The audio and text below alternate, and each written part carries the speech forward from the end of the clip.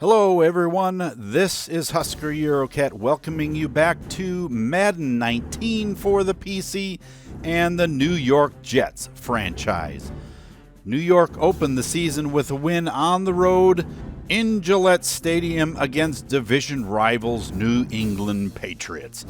If you haven't seen that episode, then go back and watch it first. What a back and forth battle for the first game of the season. The Bengals won their first game as well against the Raiders, so they're looking to keep that going. What everyone is talking about in Cincy is the regression of Andy Dalton and the arrival of rookie Roy Evans out of Tennessee that has taken his place as the starting signal caller. If he's able to get the ball out to a lightning-fast John Ross and veteran A.J. Green, it could be trouble for the Jets. On the other hand, he is a rookie, and if New York can get enough pressure on him, they could rattle him enough to make some mistakes.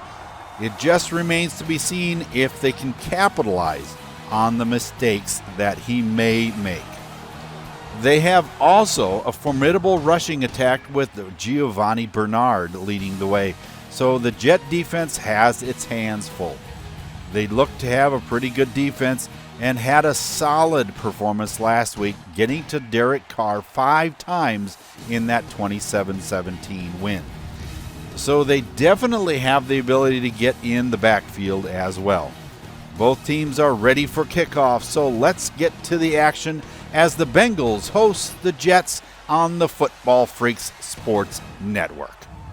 The Jets are starting out the game with the ball, and Matt Bryant gets us underway here in Paul Brown Stadium, where Darrell Patterson takes it up the middle and gets tackled at the 28. You see the numbers on Darnold.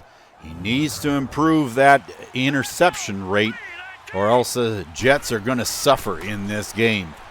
Hit as he throws it on first down, and the ball goes incomplete.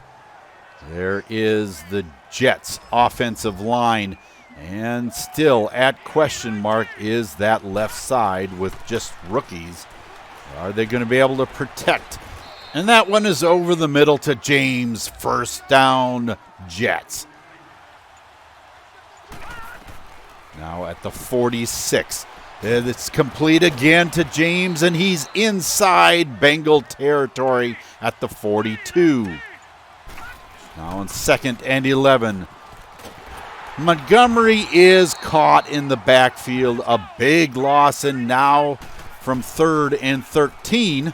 Darnold fakes the handoff, goes downfield, and it's complete to Robbie Anderson, getting it down inside the red zone at the 19-yard line.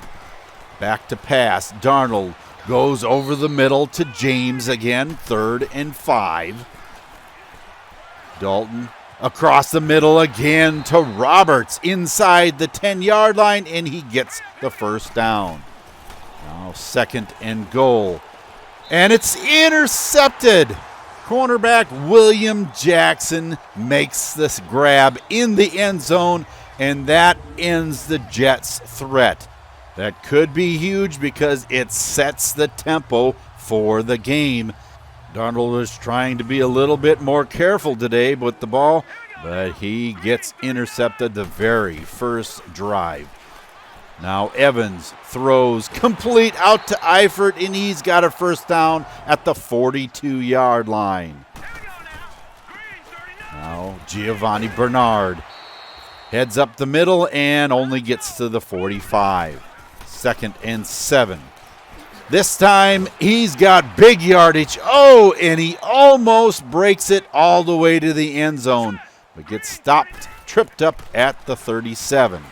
The 3rd down pass is complete to Giovanni Bernard inside the red zone at the 18. Evans going back, gets hit, and he is sacked. David Bass getting to him back at the 35-yard line for a 16-yard sack. Now on 2nd and 26, Bernard gets free and gets down to the 20-yard line. That brings us to the end of the first quarter with your scoreless ball game here in the jungle. Now 3rd and 12. Evans back to pass. Ooh, is sacked. Dante Fowler Jr. getting to him. That brings up 4th and 20, where Matt Prater will come out, and he's going to try a 45-yard field goal, and it's up and through. So Cincinnati takes the early lead, 3-0.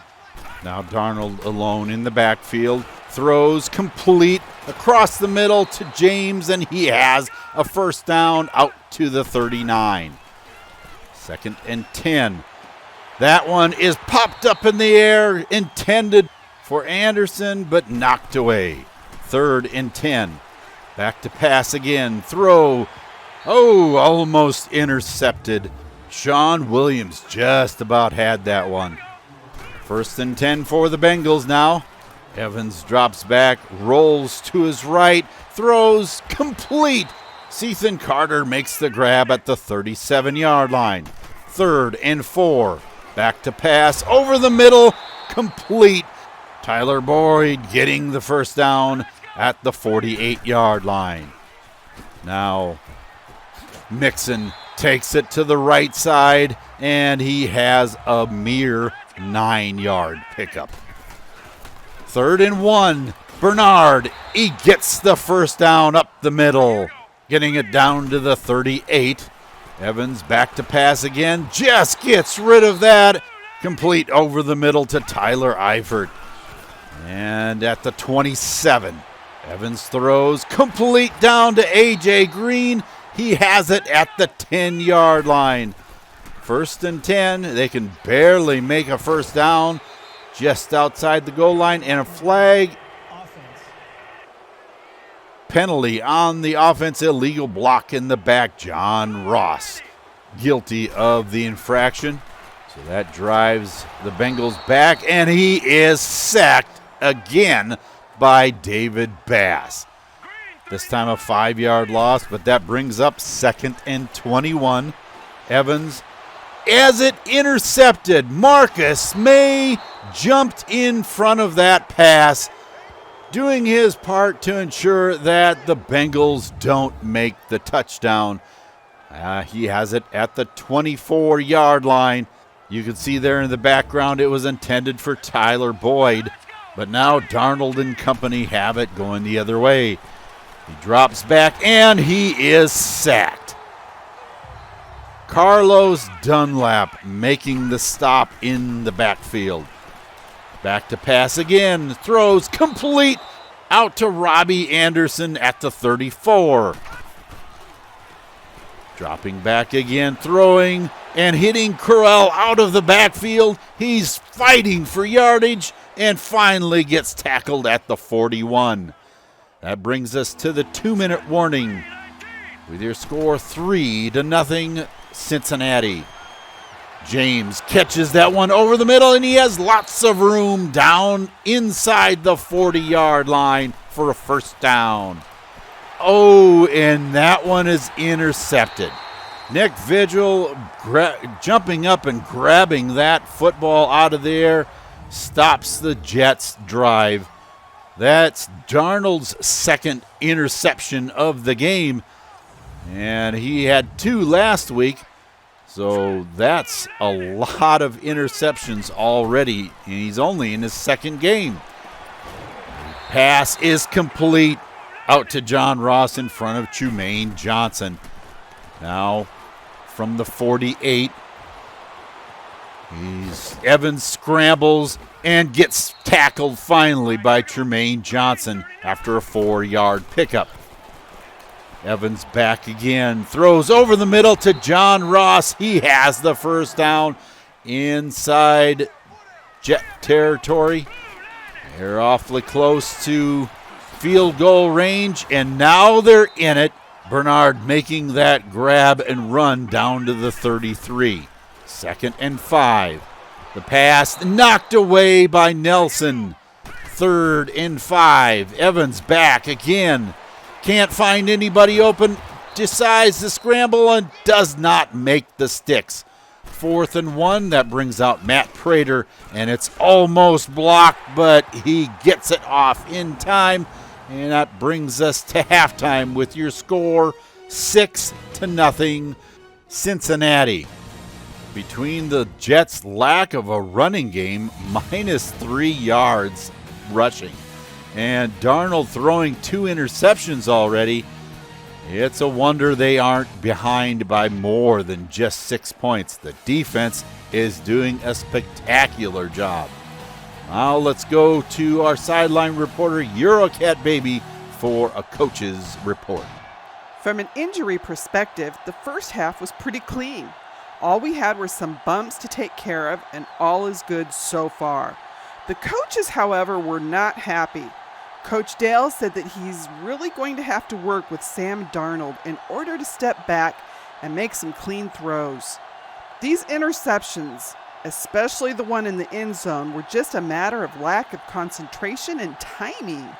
I asked if there could be a problem with the O-line not giving him enough time, and he said that seems to be partially true. But there seems to be times when Sam is rushing the throw when he doesn't need to, and it's causing major issues for him. He said the defense has done a good job with keeping the Bengals out of the end zone, so we just need to focus on getting better production out of the offense. On the other side, Coach Lewis said that it's a matter of finishing off drives. He said they should have 14 points on the board instead of the 6 they have now.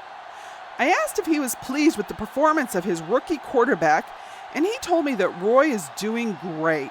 He's playing at a very high level with poise in the pocket despite some heavy heat from the Jet defensive front. On the defense front, he can't ask for more than a goose egg on the scoreboard for the Jets at halftime. The Jet rushing attack is being shut down, but he's a little leery of the fact that New York is able to pass the ball with relative ease. He was of the mind that they really need to score some more points because if the Jets can find a way to finish off these drives, this could be a wild second half. Thank you for that report, and I agree. Darnold has to get control somehow because 4 interceptions in the last 6 quarters is not acceptable at all. With the lack of the run game, he may be trying to take too much on his own shoulders, and that will not be a good thing for the Jets. Let's see what happens here in the second half. The Bengals start out at their own 28-yard line. Evans in the backfield, already in the shotgun, completes it out to Boyd. 3rd and 2 now. The pass, no, Evans is sacked. Avery Williamson breaking through the line and creating the 3 and out for the Jets. Darnold across the middle to James. He is a favorite target today, obviously. 9-yard pickup on that one, and Crowell runs tough up the middle, and he gets the first down at the 35-yard line. Montgomery all alone, makes a juke, and he's out to the 50-yard line. Jesse Bates out of Wake Forest makes the stop, and if he didn't stay with the play, he could have been gone for the touchdown. Now on 3rd and 9, Darnold almost has it picked again. 2nd and 9 for the Bengals, and Bernard carries up the middle for a 6-yard gain. 3rd and 4, it's complete out to rookie tight end Bryant Alani. At the 41-yard line, Bernard takes it into Jet territory at the 46. 3rd and 8. Evans drops back, has Green all alone, and he's down to the 5. That gives the Bengals a 1st and goal. Bernard takes it up the middle and is stopped by Marcus May. And Bernard is not getting up. This is not a good sign. He is walking off the field at least, but he is being taken back to the locker room. Mixon on 2nd and goal is tackled in the backfield. Leonard Williams getting to him at all the way back at the 5. And Mixon again trying to go up the middle and does not make it to the goal line. So Matt Prater comes out, puts up another field goal, and it is now 9-0. After a Jet 3 and out, Mixon takes it up the right side, and he gets to the 37. Again, it's Mixon up the middle, and he gets stopped by Leonard Williams. 4th and 3. Ooh, they are trying a long field goal, and it is way out to the right. So the score remains 9-0. Darnold back to pass, throws over the middle, complete to Nunwa. He's inside Bengal territory at the 39. Now on 3rd and 9, it's complete to Rodgers. He's out of bounds at the 4-yard line. Rookie Trevante Coghill out of Hawaii tried diving after that in close, very tight coverage. And it's surprising to me that Rodgers made that catch. But Montgomery heads right, and he is in the end zone. Touchdown, New York. They tried that same play earlier, and it got them lots and lots of yardage. And this one looks like Ty Montgomery could still be running if there was open field there.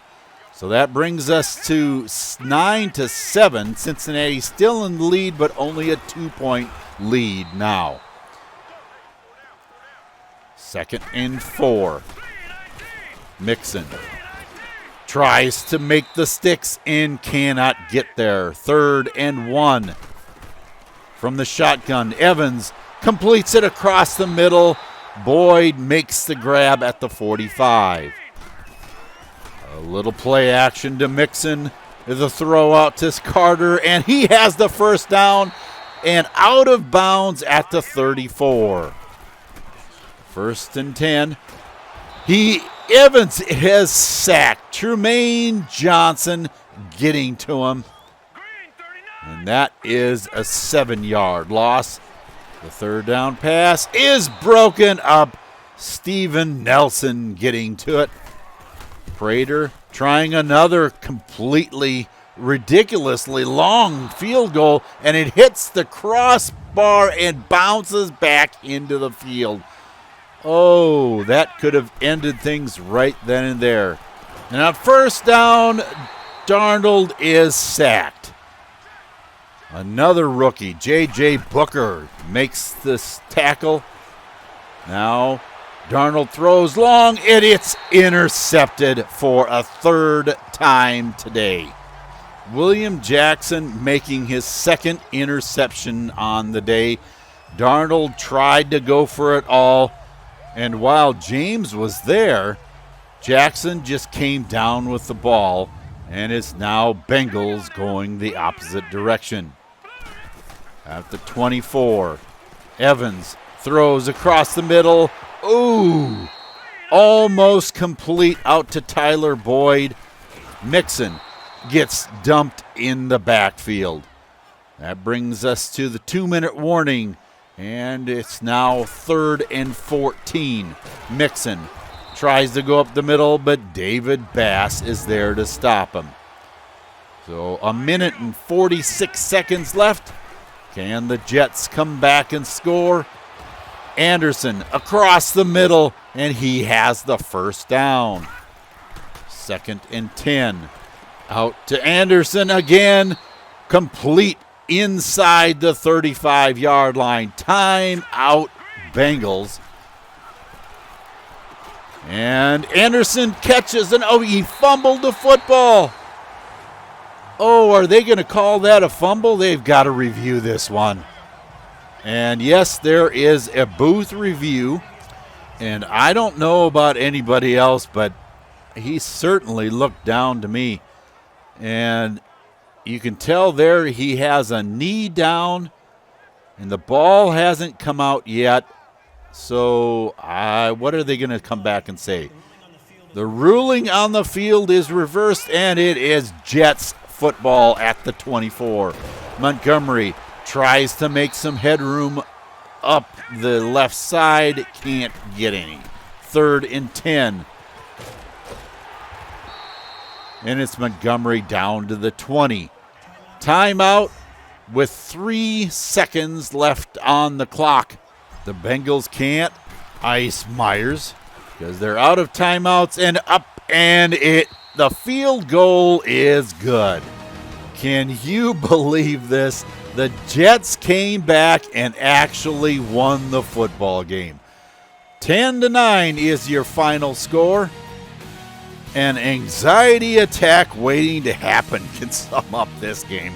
Personally, I think it would have been nice if the Jets could have found a way to score before the 4th quarter, that is. But would that have been such an exciting game? I rather doubt it. I was hoping that New York could move the ball on the ground better than what they did. They only ran for 27 yards in the entire game. It seemed like the Bengals defense knew the play before it happened, or they just guessed right most of the time. At halftime, there were minus yardage in the running attack. It's a little scary since that made this a one-dimensional team, and when the defense knows your flavor of the day, it makes it that much easier to defend. That running the ball creates a lot of possession time. About the only thing that the Jets led in today was the thing that determines the winner of the game, and that's the final score. Sam Darnold needs to make some better decisions out there. I know that he normally throws for a lot of yardage, but just think what kind of quarterback he would be if he could control those picks a little bit better. He's now thrown in 2 games, mind you, as many interceptions as some quarterbacks throw in an entire season. Wouldn't that be a game changer for the Jets? When you look at the rushing attempts, it almost makes you think that the Jets gave up on the run, which of course they did with only 10 runs in the game. I understand not getting traction on a handful of carries, but to then just stop running? You really need to keep the defense honest and on their heels a little bit, and the Jets are just not doing that by focusing on the pass so much. I do have to admit that the short and play-action passing game is working really well. Of course, this is dependent on whether Darnold is on target or not, because some of his passes, well, they just weren't very pretty. It was the Jesse James and Robbie Anderson show today as they combined for 11 catches for almost 160 yards. Spreading the ball around a bit more may be necessary if the Jets want to stay with this pass-happy offense. On the defensive side of the ball, Marcus May and Avery Williamson combined for 17 tackles on the day, and May even got his first pick of the season. Last season, with Trey Boston ahead of him on the depth chart, he spent a lot of time in the slot when an extra DB was on the defense. He filled that role so well, but with Boston moving on to the Cardinals, it'll be exciting to see how he now fills that free safety role full time. Right outside linebacker David Bass racked up 5 tackles, and 2 of those were sacks on Roy Evans. It would be nice to see him with a little higher overall rating, but his speed rushing and run stopping rating matching his 74 overall makes him a really good fit. In his 7th season, though, the time frame for developing is getting shorter and shorter. Leonard Williams had 5 total tackles, and 2 of those were for a loss on the play, so being a disruptive force from his right end spot seems to be working out just fine.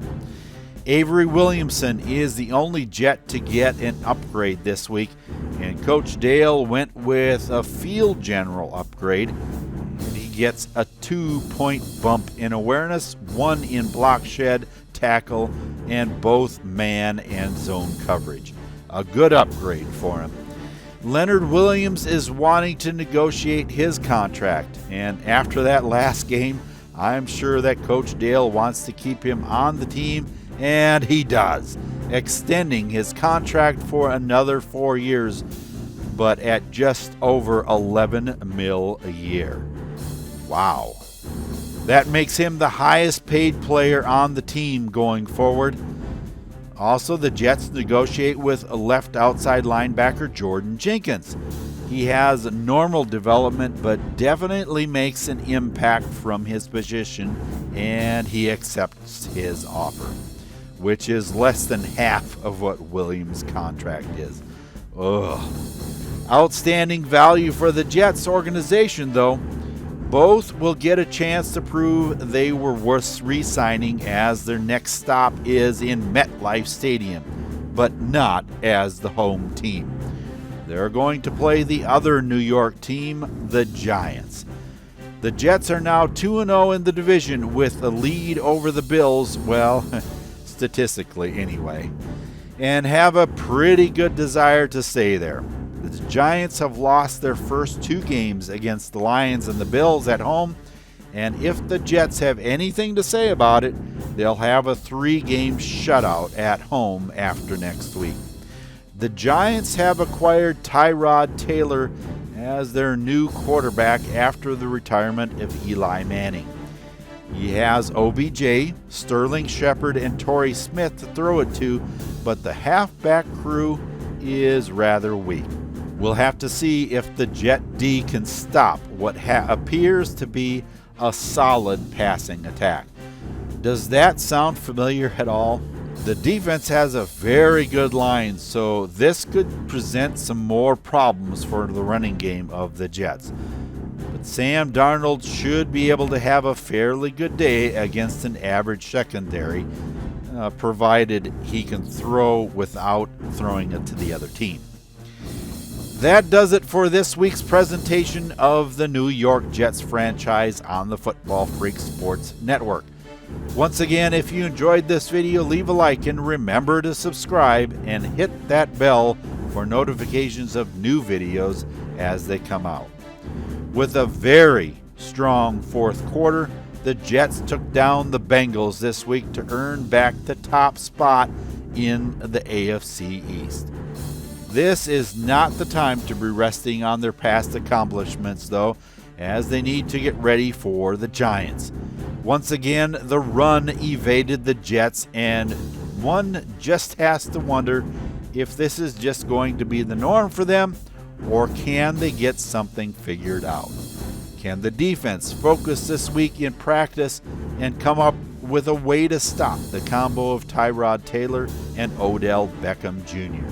Be with us for the Jets and the Giants, and until we meet again in MetLife Stadium for Week 3 action for Eurocat Baby and the rest of the crew here, this is Husker Eurocat saying so long for now, and have a good day, everyone.